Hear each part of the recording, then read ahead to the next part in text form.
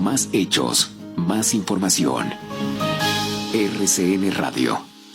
8 de la mañana, 46 minutos. Se está hablando ya de la cercanía de la presencialidad. Algunas empresas se debaten por el camino a seguir. Regreso total o parcial, alternancia, unos días en la casa, otros días en la oficina, o definitivamente seguir el teletrabajo mientras se esclarecen más cosas relacionadas con la pandemia. Fíjense ustedes la variante Delta, un cuarto pico que están alertando desde agremiaciones científicas y médicas, en fin. Pero con esta cercana presencialidad, luego de los momentos muy intensos de encierro por la amenaza del coronavirus, la probabilidad de revivir temores es muy alta para las personas que están enfrentando una incertidumbre en relación con su futuro. Y los expertos están hablando también de la posible afectación psicológica y emocional derivada de esta circunstancia. Queremos detenernos en ello con Javier Yules.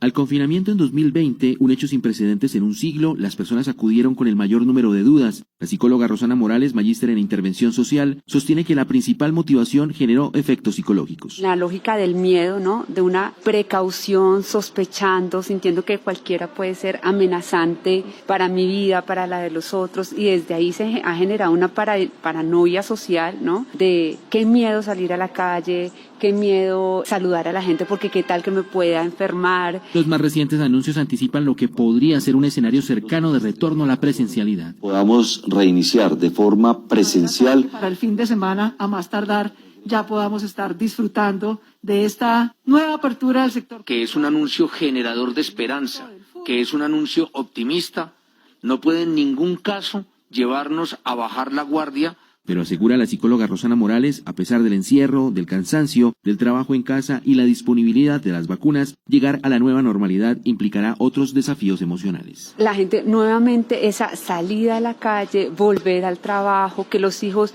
vuelvan al colegio, están nuevamente abriendo esos miedos porque se construyó un marco de normalidad, entre comillas, por año y medio. Y ahora volver a salir a eso, vuelve a enfrentarse la gente a esos miedos, ¿no? En un marco alto de incertidumbre. Aún no se ha podido estimar cuánto durará ese retorno a la normalidad desde las emociones. Incluso algunas personas podrían tardar varios años en recuperar la confianza. Va a variar. No es fácil prever 2 meses, 6 meses, 1 año. Va a depender mucho de las circunstancias individuales y colectivas. Durante el inicio de la pandemia, trastornos como la ansiedad y la depresión se hicieron visibles. Adaptarse a la nueva normalidad demandará confianza y seguridad para aprender a hacerle frente a las nuevas amenazas que persistirán alrededor de la presencia del coronavirus y sus variantes. Fíjese, Juan Manuel, que esta mañana la Organización Mundial de la Salud, la seccional Europa, hablaba de eso, de volver a esta nueva normalidad que será totalmente distinta. Y decía que si los países y las economías se están abriendo, tendrían que preparar a las personas directamente para que vuelvan a estos trabajos que no van a ser los de antes, porque estamos sufriendo ansiedad, que hay malestar generados obviamente por la propagación del virus, efectos psicológicos, hablaban ellos de la cuarentena general y el autoaislamiento. Y no solo la infección en sí, los que padecieron, por ejemplo, el COVID. Hablaba la Organización Mundial también de los que tienen miedo a contraerlo, por ejemplo, o lo que ha afectado a la salud mental de las personas con ese estrés relacionado con desigualdades socioeconómicas que nos pegaron durísimo estos 2 años. Hablaba entonces la organización de preparar la cabeza también un poco para volver a una normalidad que no es normal, porque no es la de antes finalmente. No es la de antes, no volverá a ser igual que antes. Y Kelly, muchas incertidumbres, tal y como lo revelaba el informe de Javier Yules, genera este asunto. Le pongo nomás un ejemplo, a propósito de cómo hemos hablado hoy de Transmilenio. Bueno, todos estos días estamos hablando de Transmilenio, entre otras cosas, por cuenta de la crisis económica del sistema. La alcaldesa esta mañana dijo que si el Consejo no le entrega un dinero muy importante en septiembre, se puede paralizar el sistema. En fin. Pero se volverá al uso normal de Transmilenio con el retorno de esta, entre comillas, nueva normalidad, porque a uno no deja de asaltarle la duda, cierto miedo, cierto temor por la cantidad de personas que van allí, por ser un lugar cerrado, por la posibilidad de que alguien vaya infectado, en fin, son una cantidad de temores acumulados que representan un reto enorme en ese retorno, ¿no? Muchos miedos también, ¿sabe, Juan Manuel? Porque la organización también hablaba con estos temas de la salud mental, del cambio de vida para cualquier persona, no importa social, decían ellos, no importa una persona que, por ejemplo, estaba bien económicamente o socialmente antes de que se iniciara la pandemia y que ahora está un poquito viéndola mal, aquellos que eran pobres y no tenían, no sé, la casa, la comida y que ahora están aún peor. A cada una de las personas en el mundo, decía la Organización Mundial de la Salud, las está afectando directamente la pandemia. Que se pueden formular recomendaciones, sí, lo que decía la organización es no pensar que vamos a vivir como vivíamos antes, porque esto ya cambió totalmente. Pero sí recomendaciones para meterle, por ejemplo, dinero a los programas de salud mental en los países, que como vimos cuando nos pegó la pandemia, pues no estábamos preparados. También a los sistemas de salud y también apoyo psicológico, decían ellos, sobre todo para las personas que en estos momentos perdieron todos. Por ejemplo, se reactiva la economía y son personas que tienen que empezar a buscar trabajo, en una economía que también está devastada, en campos de trabajo distintos. Dice la organización, es un cambio total en la cabeza de las personas antes y después de la pandemia, obviamente. Hay fluctuaciones en las informaciones y en las determinaciones de los gobiernos frente a este asunto. Por ejemplo, ¿cuál es hoy por hoy una noticia muy importante en Colombia? El anuncio que ha hecho el gobierno de España frente a restricciones a partir de hoy y hasta el 9 de agosto para el ingreso de ciudadanos colombianos y de otros países del mundo a territorio español como consecuencia de la crisis que se está viviendo allí por la pandemia.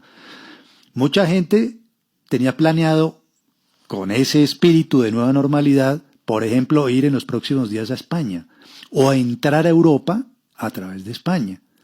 Pero los sorprende repentinamente una decisión del gobierno español que en principio hablaba únicamente de cuarentena y después amplió las restricciones. Obviamente, unas salvedades están consignadas. Todo ello puede aparecer en la información que está publicando el Consulado General de España en Colombia. Pero a donde quiero ir, Kelly, es, usted tiene un plan, tiene una ilusión, tiene una meta, quiere salir a vacaciones, por fin lo puede hacer, porque hace unos meses ni siquiera lo podía planear y de repente cierran.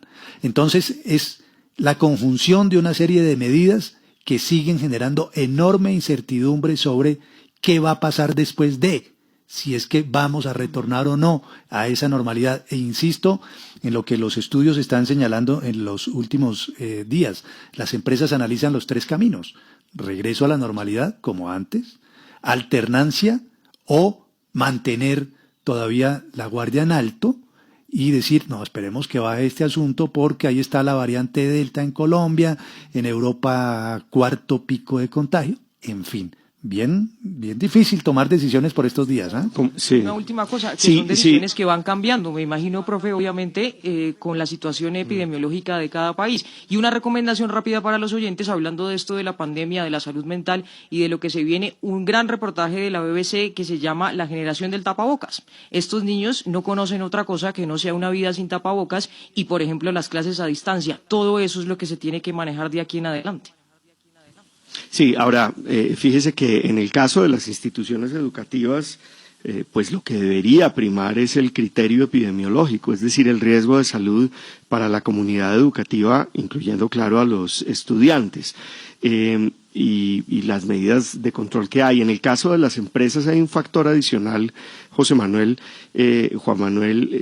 Kelly, que es muy importante y es el de, digamos, cómo ha cambiado la demanda. Por ejemplo, en el sector comercio, cómo han cambiado, digámoslo, las condiciones económicas y de operación. En el sector comercio, cuando ustedes se pasean por un centro comercial aquí en Colombia, ustedes van a ver decenas de locales vacíos.